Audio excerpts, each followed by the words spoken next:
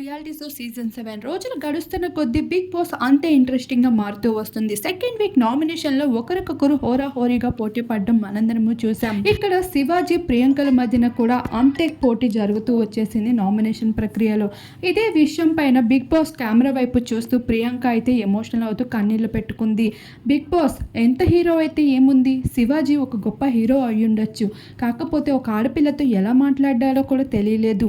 ఇలా హౌస్లో నామినేషన్ టైంలో ఎంతో ఫైర్ అయిపోతూ ఉంటారు.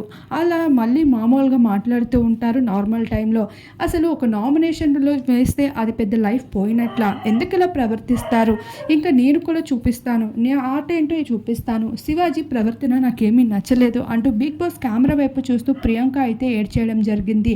అయితే ఈ విషయం పైన ప్రియాంక ఫ్యాన్స్ కూడా ఎంత డిసప్పాయింట్ అవుతూ కనిపించారు. మరి ఈ నామినేషన్ ప్రక్రియ మీకు ఎలా అనిపించింది? తప్పకుండా మీ అభిప్రాయాన్ని కామెంట్ చేయండి. మీ సపోర్ట్ ఎవరికి ఉందో కూడా తెలియజేసుకోండి.